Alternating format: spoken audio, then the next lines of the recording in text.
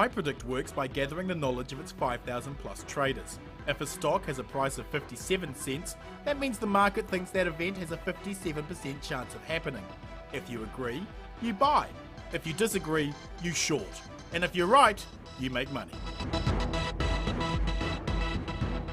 Kia ora, good evening New Zealand. This is day 24 until the country goes to the polls. Welcome to iPredict Election 2011, the most accurate source of political and economic information in New Zealand broadcasting. Our three predictions tonight. Prediction 1. iPredict says that Simon Bridges' chance of increasing his majority in Tauranga has slipped back to 77% in the wake of the Rena disaster. Other than the pristine beaches of the East Cape, what else will the Rena oil spill stick to politically? Prediction 2. After heavy trading, iPredict again gives ACT a 62% chance in Epsom after sentiment swung last week in favour of National's Paul Goldsmith. With the market forecasting a National Party vote of just 46%, does Epsom become National's lifeline to forming a government? Prediction 3. After Greece's shock announcement this week that they will take their austerity measures to a referendum, iPredict gives a 17% probability that one country will be forced out of the Eurozone by January. Would this prompt a crisis for New Zealand? Are Treasury's black swans about to come home to roost for the New Zealand economy? To dissect these predictions, let me introduce tonight's panel. He is the editor of the best independent news site on the web, scoop.co.nz's Selwyn Manning. And he is destined to be the first Māori leader of the National Party, the vanquisher of Winston Peters and the MP for Tauranga, Simon Bridges. Welcome to you both. We'll also wrap the show with a final prediction, but let's kick things off with tonight's first market prediction. iPredict is predicting that in the wake of the Rena disaster, that Simon's chances of increasing his majority has slipped back to 77%. What are the political ramifications? Simon, is the market suggesting that Stephen Joyce's initial strategy of keeping John Key as far away from the Rena in the first couple of days been a blow to your personal popularity and mana?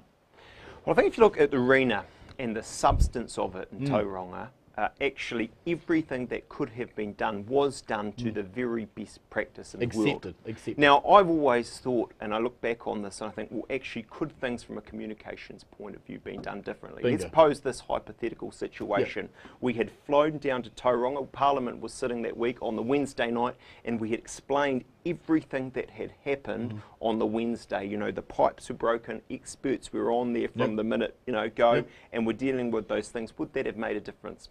Well, maybe it would have, But what I would also say to you actually, and I've seen this actually in my own family and whānau and wider, that to some extent Tauranga, but also New Zealand have gone through something of a grieving process with this. So the start was anger, and I think no matter how it was explained at the start, there was going to be that anger, that frustration, that emotion.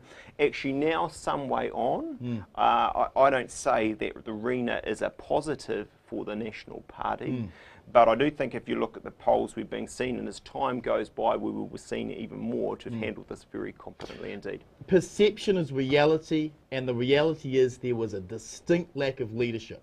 Why wasn't Key there from the very moment? Well, I think if you look at it actually on the Wednesday, as I say, Parliament was sitting Wednesday and the Thursday, there wasn't a single question from the Labor Party on any of this. The Greens were interested in opposition at the best of times, let's be honest, come on.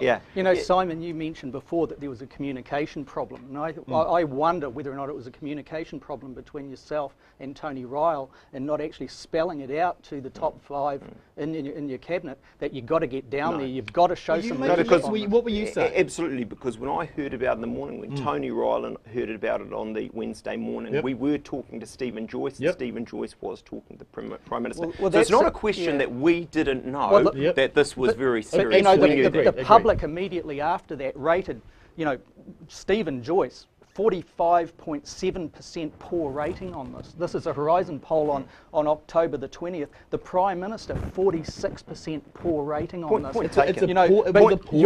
Your rating, not so bad. Because you were there. The expectation was perhaps that those local guys were going to do their job. You obviously got good support there, but I'm wondering whether or not that turned into reality.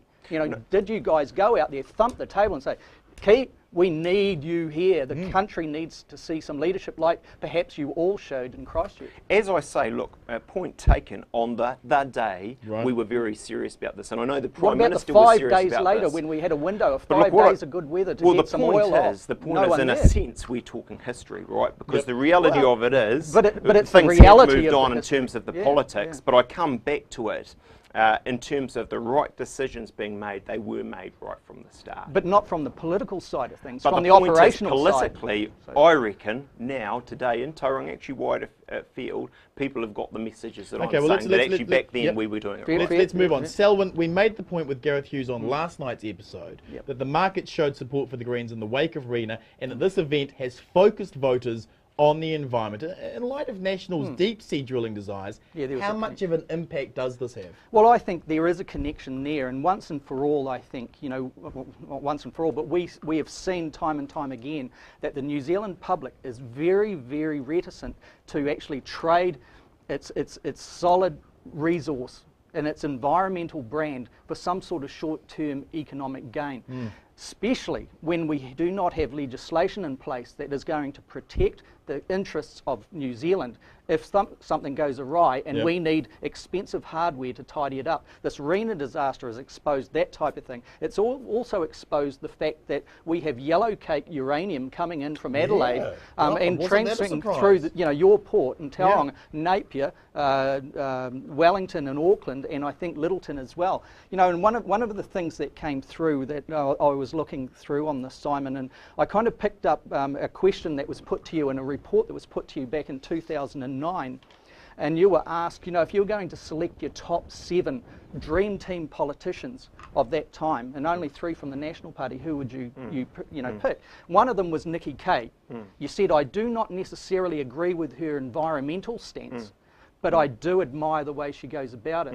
And I wonder whether or not, you know, have you changed your views on environmentalism now compared to what it was, in 2009? If so, why? And if not, why not? Look, I think for the very reason that I'm 35, not 65, and I don't mean to be rude to 65-year-olds, I'm certainly more environmentally conscious than many others. But I what think was that point of difference between the two? I'd be greener. But look, I take a different view from you. I mean, if you're looking at this politically, in terms of the Greens and so on, how they feel, look, maybe right at the start, it's a bit like what I said before, the immediate aftermath, we can argue about how that was dealt with, they got a benefit. But I think actually the National Party, and I think certainly myself personally, you can say, well, in some ways at the start, this was a fault. We were determined not to deal with this politically. It's the public interest aspect. Deal with it. Public interest aspect that I'm really concerned about here. You know, only 2 years ago you're saying that you admired Nikki Kaye for an environmental stance, but you didn't agree with it. Is that why we didn't see some good, strong leadership? Because you didn't go into bat. Did you need a Nikki Kaye there at your side to actually say, John Key, we need you here? No, I don't think so, because as I say, actually, in terms of the substance of this, we all accepted the seriousness of this. But if you're talking about, as the Greens do, and as to some extent Labor do, extrapolating this out from actually a container ship full of food and wine and various other things. Or yellow cake. Well, what's that soil, effectively, as I understand it, so let's not get too carried away with that. It's a little bit more than that.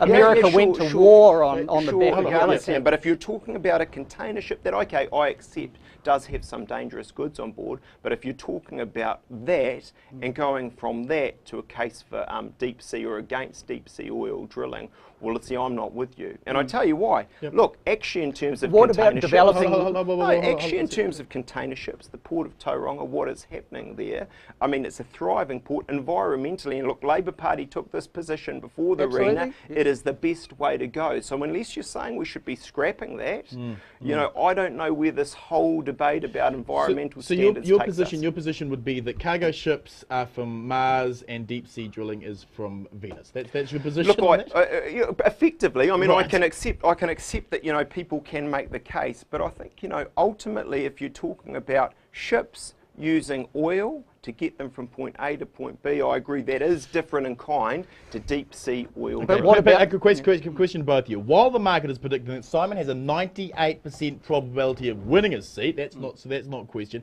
and his majority will still increase, but perhaps not by so much. What other political parties benefit from Stephen Joyce's initial strategy to protect Key's brand and keep him away from this disaster? Who else is picking up on this? Well, clearly anyone who was on the ground. The Green Party, obviously, it doesn't take rocket science to see why the Green Party would pick up support on this particular issue.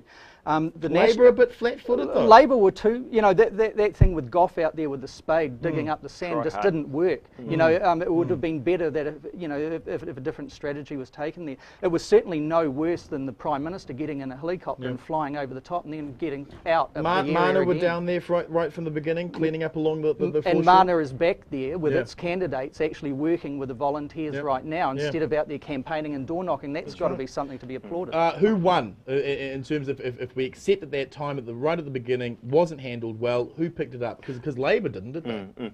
Look, at the start I accept the Greens' point. Look, my point is this: over time, actually, if you're asking me, and I actually don't like to think of it in these terms politically, but if you think about winners, I think the longer this goes and the more competent the salvage team is seen to be, National is a winner. Okay, question to both of you. Final one on this. At 77% probability of Simon increasing his majority, would you buy that stock because Simon is invincible, or would you short it because voters will punish what they perceived as inaction on behalf of the government? If I was a punting man and having a flutter, I would go and buy Simon's stock to say the guy's going to win. But will he increase his majority? Well, that's a different kind of thing. That's the question.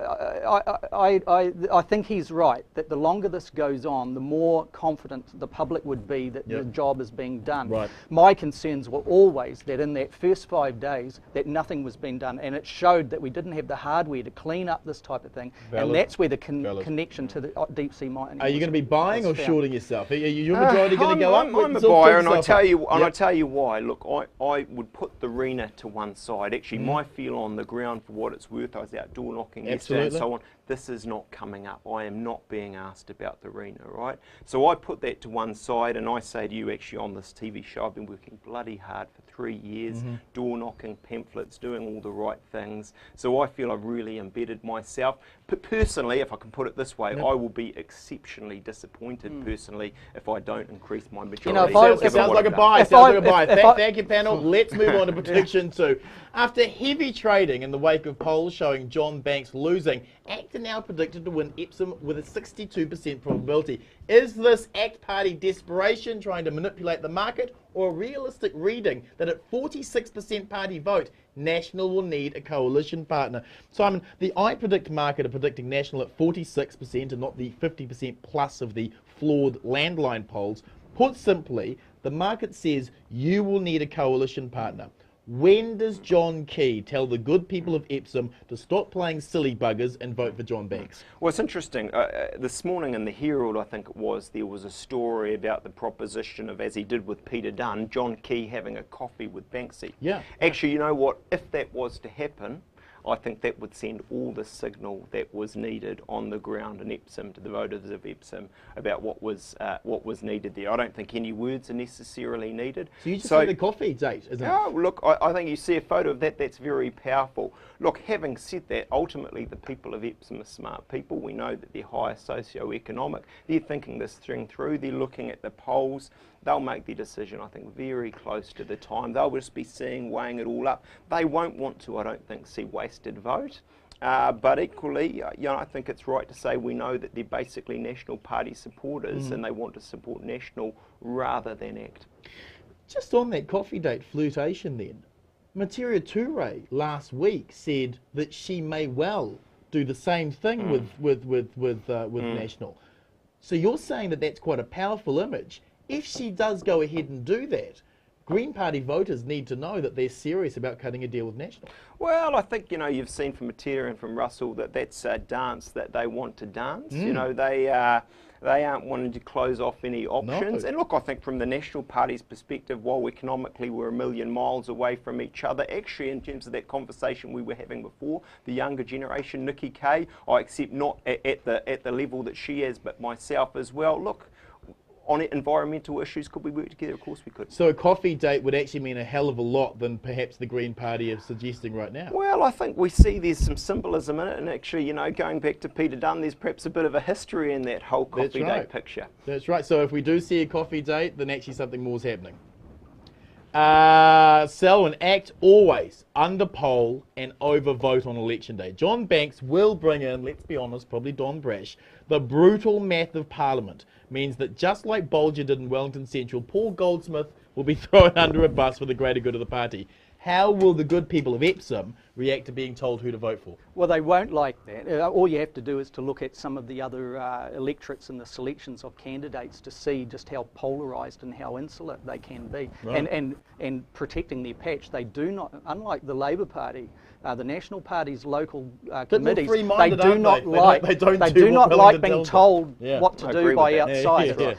The other thing is, I think the biggest interesting thing here is Goldsmith is ahead in other polls very significantly, purely because he is not fronting up to interviews. No one can see what he looks like. They can't remember what kind of things he stands for. And as long as he continues not to campaign, he's a sure winner. He's actually going to win, isn't he? People want to actually earn a few percent here. They could go and actually put something on. Yeah, there's money to be made. A question to both of you. Rodney Hyde's massive majority was due in part, let's be honest, to the simple, brutal truth that Rodney, despite his flaws, has charm. John Banks seems to have all the charm of a road accident. Has the Brash Banks experiment been a success? Has it been a success? No, it hasn't. We thought that Brash would come out in the pre-budget period and really critique the the spending, government spending aspects, the indebtedness that the National Party was leading us all into.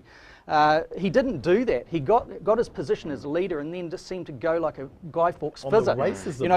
The problem is that the message that Rodney Hyde pushed out there was a simple one, and it is not out there at the moment. I'm kind of loath. It makes me feel sick to say it, but it's kind of, a vote for me is a vote for two people like this that'll get out. I think if you look at the National Party mantra, as we're focused on the things that matter, this is where ACT has gone wrong, right? Actually, under Brash but and it's Banks, a train wreck, isn't it, as a party? I just think, when you're off there talking about marijuana, when you're off there talking about, as you say, some of one law for all, I see they're coming to Tauranga doing a conference on that, and you're not playing to your core strengths, which is economic, which is where Don Brash actually has respect. They're missing their opportunity. I kind of wonder, Simon, look, you'd probably get your seat, you go back, and if you've got Goldsmith sitting next to you at some stage, you're going to pat him on the back and say, well done, mate. Or is it the kind of thing where you say, gee, it must be a bit of a, uncomfortable thing, thinking that you've got one seat and we've all missed out on two? Which way would you take it? Oh, look, ultimately, we live in the real world. If the numbers are there for ACT, I don't think it takes a rocket scientist to say that, actually we don't want to see that centre-right, actually to the further right, vote wasted. Right? Doesn't it suck you guys right? If they're not look, there? I don't think so necessarily. I mean, we've had this debate. It depends what happens with the Maori Party, of course, but I think, as John Key said, and I agree with this, where you've got Maori Party on one side, you have ACT on the other, actually it does give you a balance, it gives you options. I mean, we may be in that situation again. Question, both of you. At 62% probability of ACT winning Epsom, would you buy that stock because ACT is certain to win, or short that stock because John Banks won't get elected? You'd make some money here. 63. Is that what is that? 62%. I would go for the other one. It's short? Yeah, absolutely. But I'd go for the other one that says, a National Party MP not Rodney Hyde is going to win it. That one's being not noticed, and that one is sitting there. There's some money to be made. If people think Goldsmith, if he keeps away from the cameras, and they think he's going to win, there's something to be made there. Would you buy? Are you saying ACT is in, or are you going to short it? As someone who's not a betting man, I think the phrase is I would hold. You'd hold? Yeah, I think 63. I think 63 is about right. Yeah. I mean, I actually think, if I had to flip a coin right now, I would say Banks will be the MP for Epsom. You're a brave man. You're a brave man. No, but having said that, as I said before, he's when we get his closer, use-by date, though. When we his get career closer, peaked in the 1990s. Things could happen. Okay. Thank you, panel. Moving on to prediction 3. After Greece's shock referendum announcement that will most likely lead to a default, iPredict gives a 17% probability that one country will be forced out of the Eurozone by January. Would this prompt a crisis for New Zealand? Simon, beyond the optimism of Treasury, they pointed to some dire economic possibilities if Europe became a contagion. A European collapse might bring down our major trading partners in the US, China and Japan. We could see a sharp depreciation of the New Zealand dollar, new trade barriers locking New Zealand out of many export markets including dairy, restrictions on capital flows, new migration controls and a very substantial increase in the cost of imports. Is the government prepared? Yeah, I think so, and I mean, I'd play with some of the premises here. Yep. I mean, actually, if you look at what's going on, I wouldn't say that a crisis and recession in Europe has no effect on New Zealand, but I think, you know, while Bolger may have been ahead of his time, we are fundamentally now, at least in trading terms, an Asian country, right? I mean, you know the stats, you've seen the way things have changed, and I think actually, if you look at where we're trading, the strength of Asia, particularly China, does see us through. So I don't say this has only marginal effect, but I don't think it has a great effect. I mean, the other thing I'd say, and it's something I sort of 6 months ago was concerned about, but it's the question of, look, if Europe does go into funk and the US to some extent as well, I think the real question for us, how does that flow on to Asia? Yes, right? yep. So what does it do to Asia? Look, 6 months ago, I would have said to you, look, it's a real worry. But actually, I think if you look at the fundamentals of Asia, the way they are basically trading within themselves to some extent, the way their saving rates, I mean, I heard a very interesting set of figures. You go back to sort of 2008, the average Chinese person earned, I think it was about $3,500 US dollars per annum. Now we're at about 7,000. They were saving half then, they're still saving half, right? So the fundamentals are strong. I mean, I don't want to be glib, I don't want to say never, but my personal view, my sense of this is that we don't need to be as concerned as much of the world in terms of Europe and the old world. You don't think this week's manufacturing data out of China, which showed a decrease, and the fact that Australia have had to cut their interest rates because they are actually starting to struggle, you don't think those are the early canaries in the coal mine? No, I don't. I mean, I'm not saying you know, all is entirely rosy, but I still think if you look at the fundamentals of China, you look at their forecast growth. I think Asia is something like 6.5% according to economists over the next 5 years. There's a problem with the logic of all of that, though. I suspect, and it is, you know, granted, our position in Southeast Asia and our trading partner relationships with China is saving us in many respects. We've seen that same in evidence with Australia. On the issues of where we're a very indebted nation now, we have seen that really climb up over the last 3 years under the governance of the National Party. For good reason.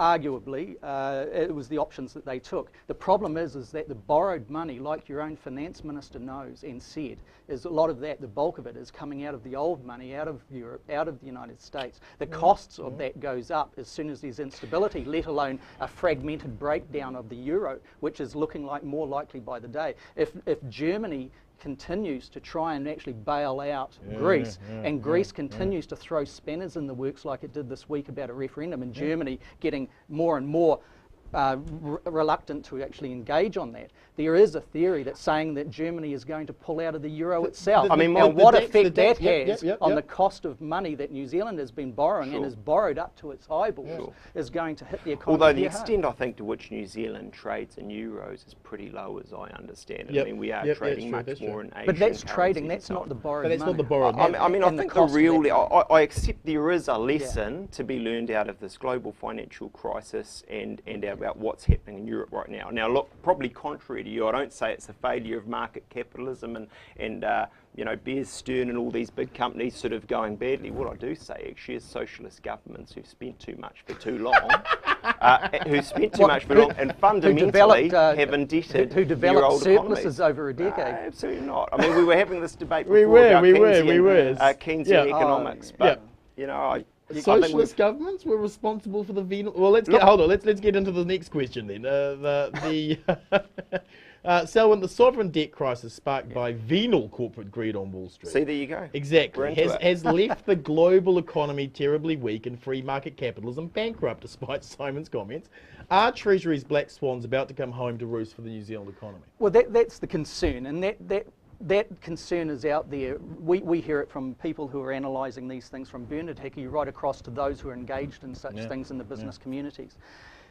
we need to listen to those concerns. What we do need to see in this campaign is a real solid debate on the economy and the options that are ahead for the new government that comes in, irrespective of where they are. We are not seeing enough of that from either the National Party or the Labour Party on those points, and that's a concern. The black swans, yes, they've been flying over our heads for some time now, Bomber. The fact of the matter is we are not hearing alternatives apart from borrow, borrow, borrow coming out of the National Party. But look, let's look at Keynesian economics, right? Now, those are old arguments. They're effectively the argument. Well, I think we were saying, to some extent, we're Keynesians, right? That effectively, at its simplest terms, you spend less and you contract the state. In the good times, you let the private sector doing it. Then when the bad comes up, the problem with all of this in Europe, actually, and the US to some extent, they just kept growing.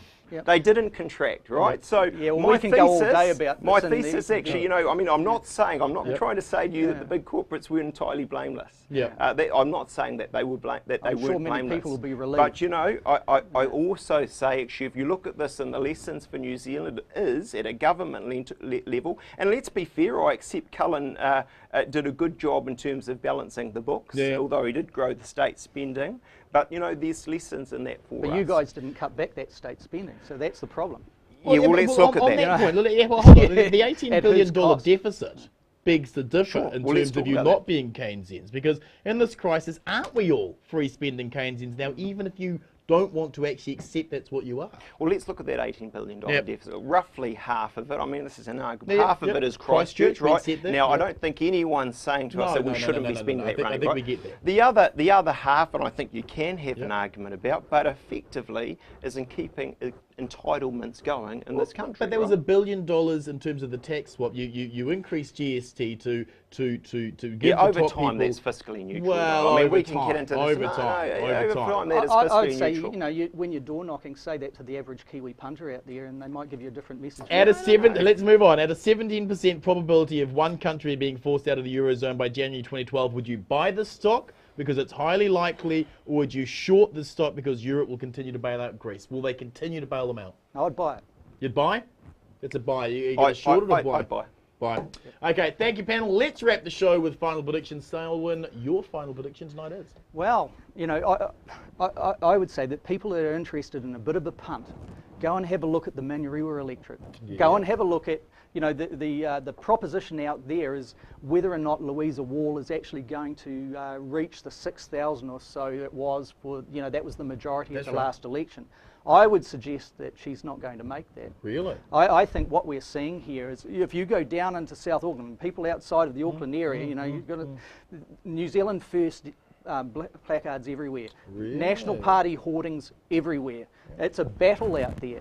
The George Hawkins, when he held it, he embraced the Hill Park area. He embraced the gardens, which are traditionally strong party national. That's right. The challenge for Louisa Wall and her union friends is to actually roll out the other side of Manurewa to actually try and get over that 6,000. I would suggest go and buy because it's going to go down. Simon, your final prediction tonight? Yeah, Waitakere. Yep. 85% for Paula Bennett. I'd be buying that. Really? Actually, I think that one's in the bag for National, and I'd go buy.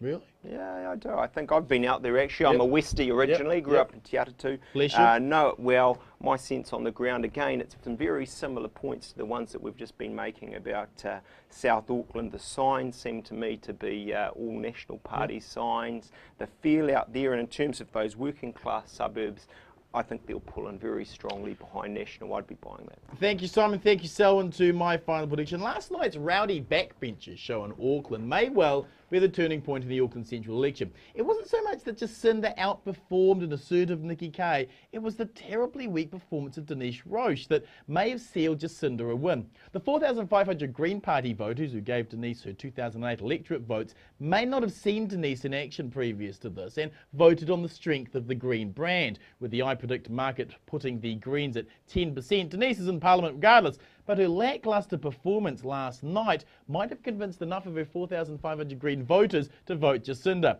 Nikki Kaye's 1,500 vote majority may not be enough. Tomorrow night I am joined by the NBR's political columnist Matthew Hooton and the National Party MP for Auckland Central, Nikki Kaye. Follow me on my Citizen Bomber Twitter and Facebook account for all my latest election updates. Thank you for joining us. We'll see you again tomorrow night at 7 p.m. for iPredict Election 2011 exclusively on Stratus TV. Until then, get trading.